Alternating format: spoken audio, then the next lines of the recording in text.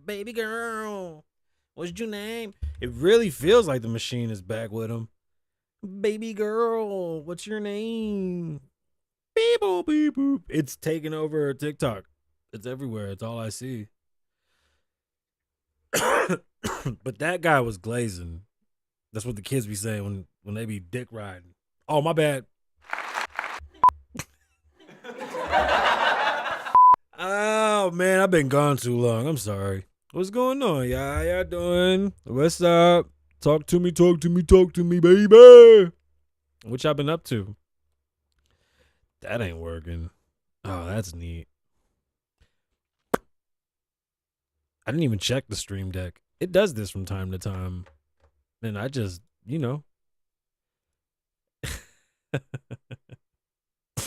Oh, stupid stream deck. All right. Well, glad I'm back. It's not Monday. It's Tuesday.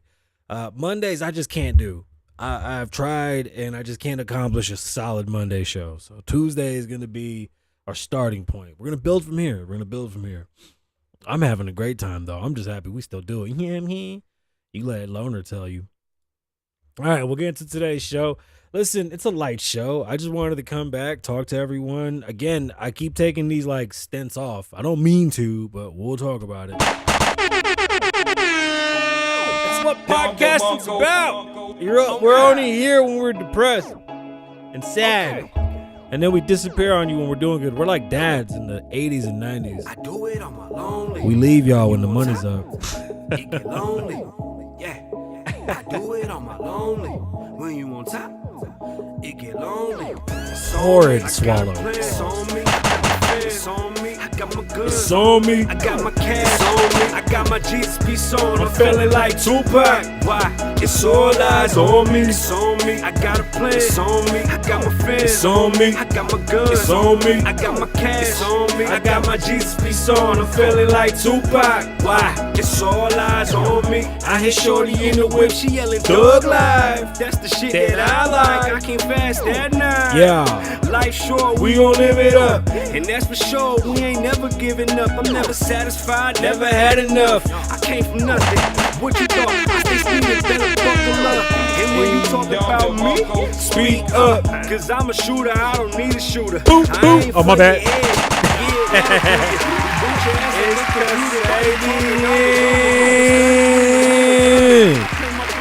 Kasabian Lavoe Show. What's going on, beautiful people?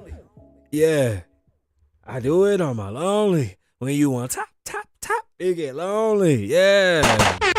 Bust a couple shots for Big Papa one time. We back in this business yet. Oh, I'm sorry. I don't mean to be so aggressive. I'm tired, wired. I've been up all day again. Man, we in the home stretch. There's a lot of big things still happening. So it's not like it's not things happening. It's just regular life is not lining up with this life yet. And I got to get it there. This week I find out if I get the next position.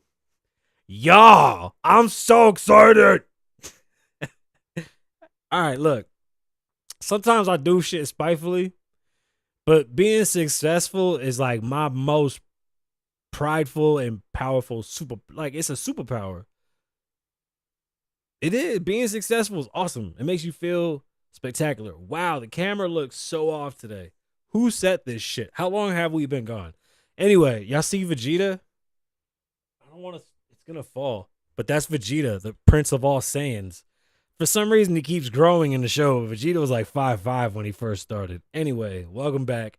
Yeah, I'm in the running for this new position. It pays like crazy. I know people are struggling right now in the economy. A lot of layoffs are going on, and I'm thriving. And I don't know how to feel, right? But I'm thriving, and I got to worry about me and mine. So I got to have my picky blinders like that. Pero tengo que estar bien chus. Estar bien, pero bien. I can't even do it right now. My lips are dry. There's a video with this paisita. No mames. My brain is everywhere. I'm just excited. Anyway, if this position comes to fruition and everything else lines up, I mean, I doubled my salary, my yearly salary, and I made 2 positional growths in the company in 2 years. That's amazing. What? Boy, I know people that have been there for 13 years, and I'm about to be like this. Hey, we're on the same floor now, stupid. I'm just excited. I really am. I'm excited. I'm genuinely happy like that. Oh, I'm happy. So, I've been car shopping, but this hasn't been the car shopping that I've done in the past. I am now in the market, and I hate talking about this, but I have to tell you, I've had the worst experience dealing with used car dealerships, and it's my fault. I should just go to BMW. But you got to hear me out. I didn't want a BMW, but the X5 was my go-to. Okay, when I started looking at the X5, there's no point in me buying that big-ass truck, right? So I was like, you know what? Maybe, just maybe, excuse me, I should look for a BMW car, right? Like, what can go wrong? I am keeping it super, super low-key. I'm not even going with nothing fancy. It's not the price. It's just not going to be driven. And I've never had one, and I kind of just want a little showpiece. But the little 200 or 2 Series, I don't even know how to call them. The BMW 2 Series is a 228i Grand Coupe. Beautiful little car. It's like 250 horsepower. It's not even fast. I heard you can downpipe it, and maybe it goes the brup, brup, brup out the back. But that's it. Like, you really can't do much with it. It's just a nice, decent, elegant car for date night, right? And that's what I'm looking for. I was looking at Audis. The e-tron is just not coming the way that I want it. Pause. I'm not going to pay $1,000 a month for a car that's not going to be driven. I just can't do it. Like, you got to help me understand how that's a thing and why. But anyway, I'm looking for the BMW. The 3 Series looks dope. I just don't feel like I need a 3 Series yet, and I kind of like the 3M. Don't start with me. The M Series, whatever that is with BMW, got my money. Y'all got my money. I'm going to start off with this little baby one. But let me explain to you how difficult it has been just to look at used ones. And here's my beef. The used ones at BMW aren't bad, except the price is like $7,000 more than everywhere else. And I can't wrap my mind as to why that's a thing. And who is like pricing these cars, right? And then when I call them and go, yo, is that price negotiable? They go, no. And I go, wait, what? I didn't make any money during COVID, like at all. So my credit looks horrible. So yes, when you make like 50 grand plus and you have bad credit, you just look irresponsible. So I understand. They look at me, they see the face, they go, oh, fuck no, this is who we're talking to. That's insane. But anyway, sometimes they don't. Sometimes they're like, oh my God, this cool guy, we're selling him a car. Awesome. Anyway, I go to the dealerships, I look at the cars, they're all the same, so I don't care for the test drive. But I'm just breaking down numbers. What are we gonna do? How low are you willing to go? And that's my real problem, that I'm always chasing the deal. I could have been bought the car. I don't give a shit. I am not going to pay sticker price. I have this real thing about you charging me full price for something that you didn't pay full price for. I'm okay with you making a profit, not against it. But you're not just going to take me just because you want to. I don't like that. They put the floaty hubcap BMW things. Got me, my stupid ass. Oh shit, that must be an upgrade, right? My dumb ass. I'm over here chasing fake things that some dude before me went and purchased, literally on Amazon for $4. You see what I'm saying? Stupid dealership. They changed the badge and they go, oh, it's a 50th year anniversary. The 220i. No, it ain't. There's not even close. It's only the 800. It's a whole different car. Man. Service hasn't been bad when it's in their favor. It's only bad when it's in my favor. Like when you sit down in my face and tell me that I'm going to have to pay $1,200 a month on a $25,000 car, I'm going to walk the fuck out. I have 3 vehicles paid. No payment. I don't need your fucking vehicle. Man, that shit is insane to me. Like, why would you write that down on a car that only costs $25? Simple math just tells you that that's insane. How long is my loan for? 16 months? Like, what are we talking about? That's just bad bedside manner. You know what I'm saying? Like, you can't even, if that's your sales tactic to just put down the biggest number you can come up with, you ruin the sale. I already gave him parameters. I wasn't even like knowing that my credit is bad. I'm still saying, give me a $700 to $800 payment. I'm not leaning away from a high payment because I understand my credit is bad. But when you tell me that my 7 or 8 is too low, you're full of shit. Anyway, it's been a great experience. The water bottles are always good. They make me pee. Oh, and then dealerships that leave like the car alarms on the car in the dealership. Who the fuck is going to steal it?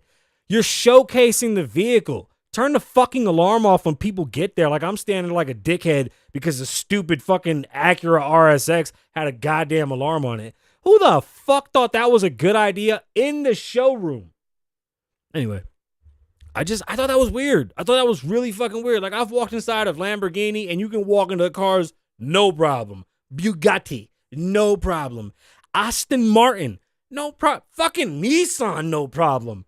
But God forbid you fucking touch a RXD or some shit at Acura. Jesus fuck. Oh man, the Yankees have a new bat, and I don't like it because I do like it. They're cracking the shit out them balls. Pause.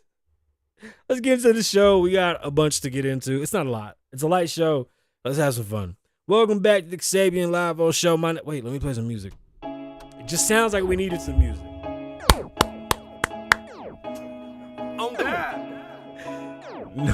I like the little screen. I want to go sit in the casino and smell cigarettes because I have PTSD from being a child in a home where people smoke cigarettes. People being my grandfather.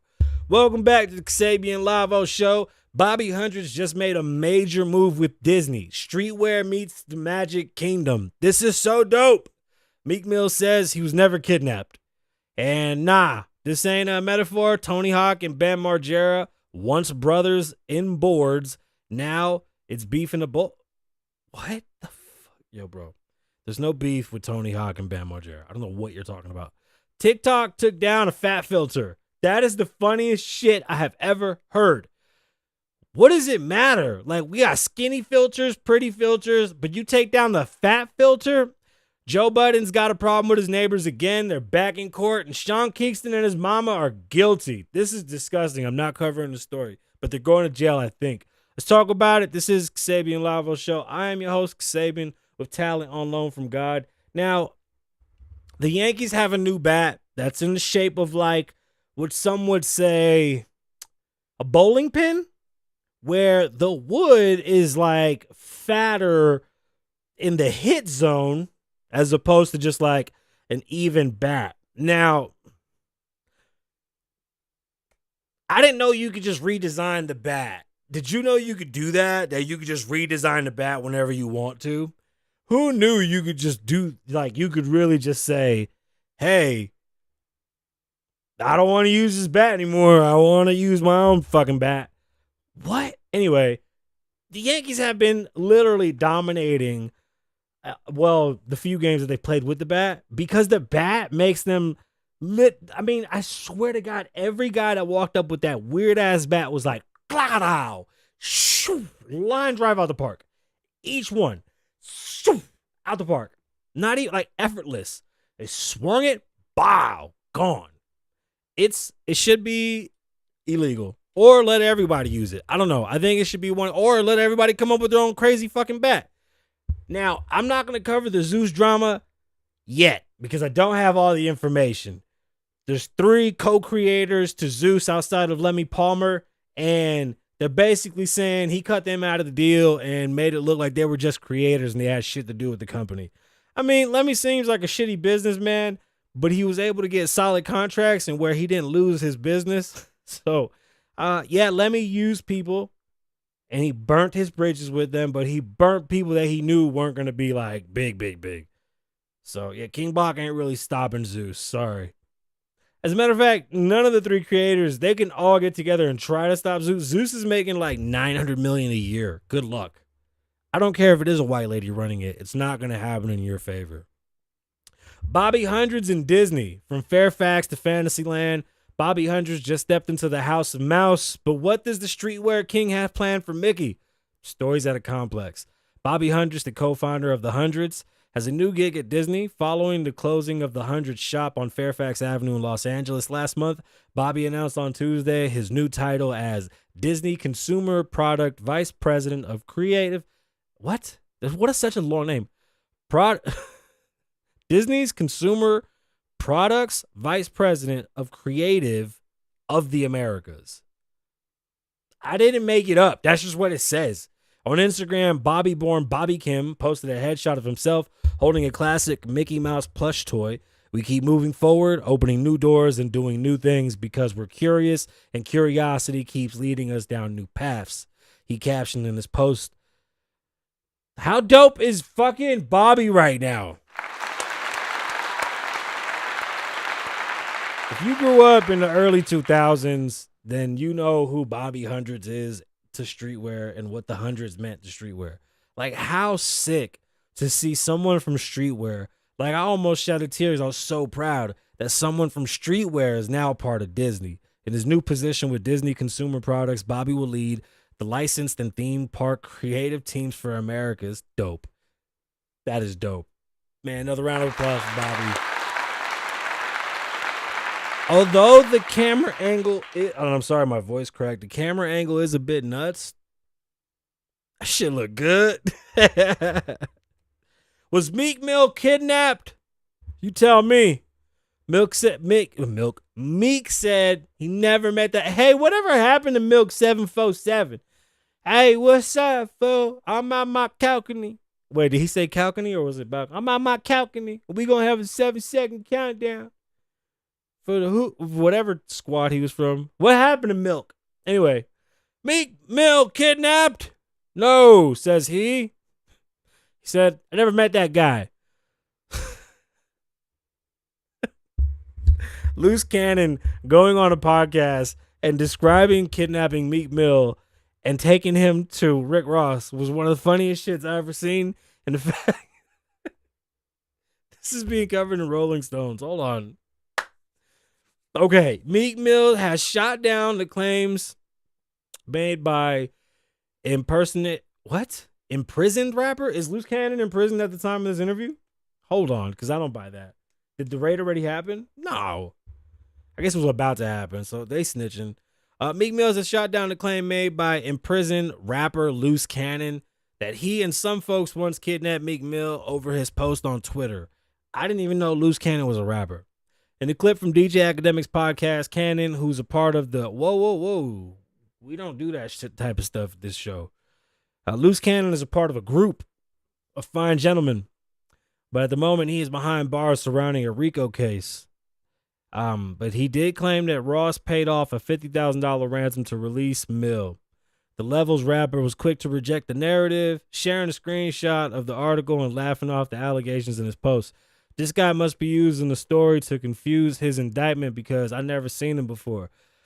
I would have put him to God's test on the spot. I could see Mick go, y'all put him on the spot, all loud and high pitchy. On X, he wrote, I never met Buddy, but I don't negotiate with fake thugs. Ask him what chain because all my chains some shit. LOL. Watches all 300K up vibes. I don't know what that means. Mill continued by calling out the fake hip hop pages who shared the news, saying the rumor spread. I was going to call this show like, oh my God, they put him in the trunk. Rumor spread like that. Work for kids, not for grown men. He also said that he's well respected by the West Coast. I carry myself in open arms, in an open arms way to build with my people. I don't care where you from. That's why you see me around Nip and others, men of respect and honor. Shout out to Meek Mill. He wasn't kidnapped. Funny story though. If you didn't think that shit was funny, you're not funny. Like, you got to go watch Kill Tony or something. Something's wrong with you. So I'm a fucking Tony Hawk fan. I'm a Bam Margera fan. To see that Tony Hawk and Bam Margera coming together is so dope, especially knowing that Bam has gone through so much with addiction and just, his mental health. I could relate to Bam.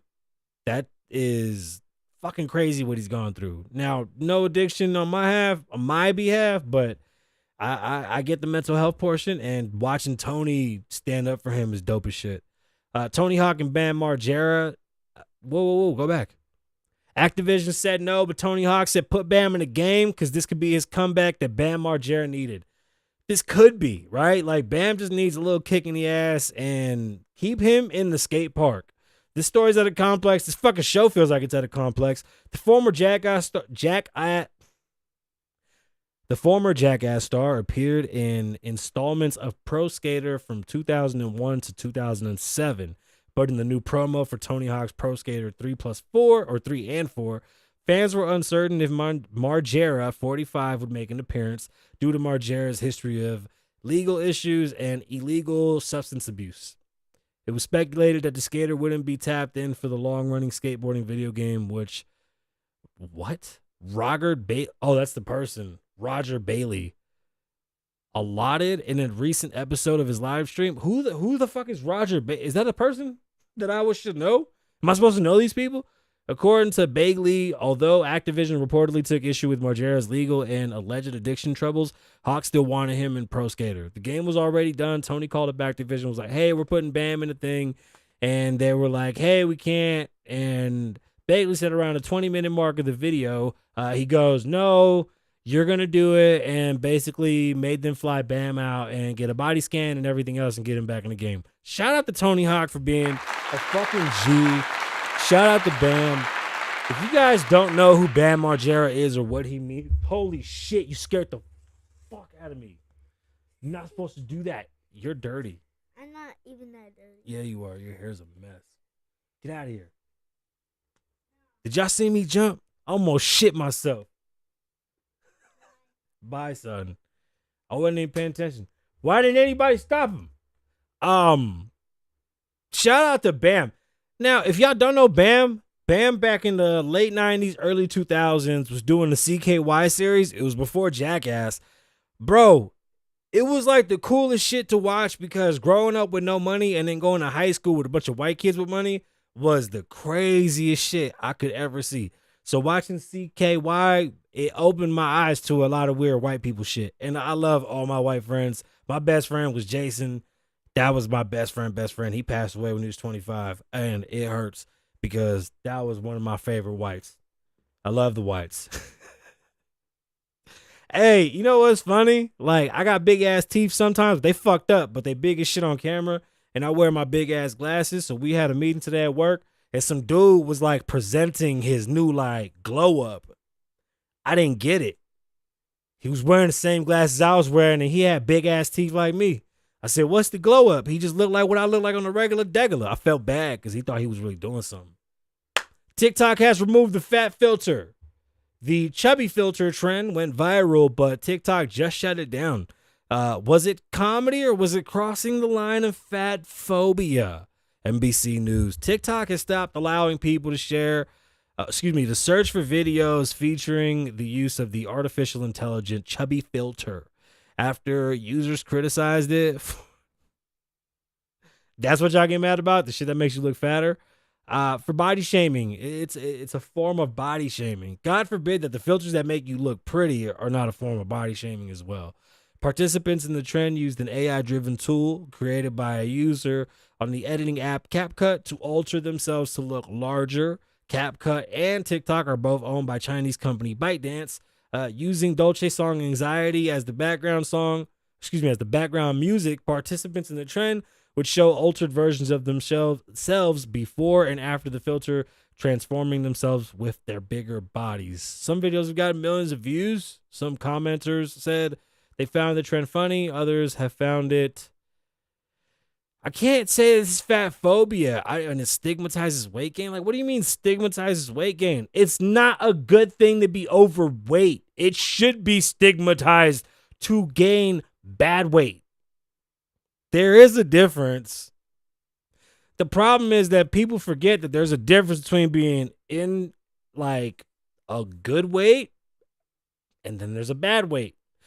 It's not that hard, really. Like you could tell, like easy. Like when some people, like when I look at my wife and I go, man, you put on some weight. It's good weight. I love this weight. It's not the same when some of y'all say that to y'all. A spokesperson for TikTok confirmed Tuesday that CapCut had removed the filter, which is bullshit. Bring back the fat filter. Now, I do the baby bands and I bust shots for Big Papa because of Joe Budden, the Podfather, the hip hop Podfather. Joe Budden has been dealing with his neighbors, in which he was taken to criminal court during December of last year and the top of this year, and now they're suing him in civil court. Joe Budden is being sued by his neighbors. The Joe Budden podcast is making waves now that it's making court dates, naked break-ins, weed smoke, and fake gunshots. His neighbors are saying it's too much. The stories at the TMZ. Joe Budden is let me scroll that up. Joe Budden is being dragged into court by two neighbors who claim he tried to enter their place while naked and has been causing a ruckus in the building with his podcast.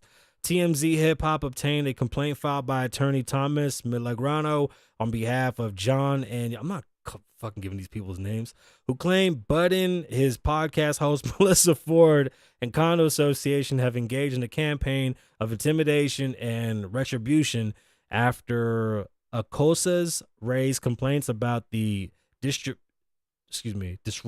from Budden's recording his highly rated podcast in the building.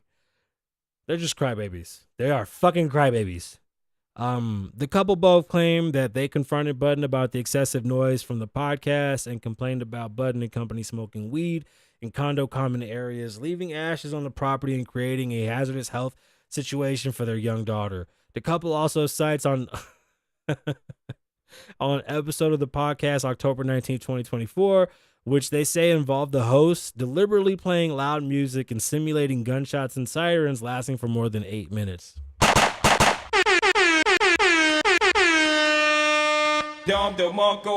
That's what they were mad at, for doing those things. The and those gunshots. These people are going to try to get whatever they can, and good for them. Joe has a good attorney. This is going to cost them, but he should be fine. But I definitely wanted to cover that story because it's Joe. Joe's the Podfather. Got to cover the Podfather. So that was tonight's show. As of right now, seems like Tuesday's going to work well. We're piloting this right now. At the moment, let's just look at this like a new pilot show. Now we're going to start to figure out what days work. We'll see where we're going. Same shit that we do all the time, you guys. Don't worry about it. I'm not going to go away from what we do. But what I'm saying is I need to figure out these days and have a good work-life balance. Once I figure that out, we are right back in there like swimwear, re-rocking like crack in the 80s, you dig? 8 minutes. I would lose my mind doing that shit for 8 minutes. But my name is Kasabian. Live in the moment, don't live in the past. Be safe, stay dangerous. Lavoe loves you. One.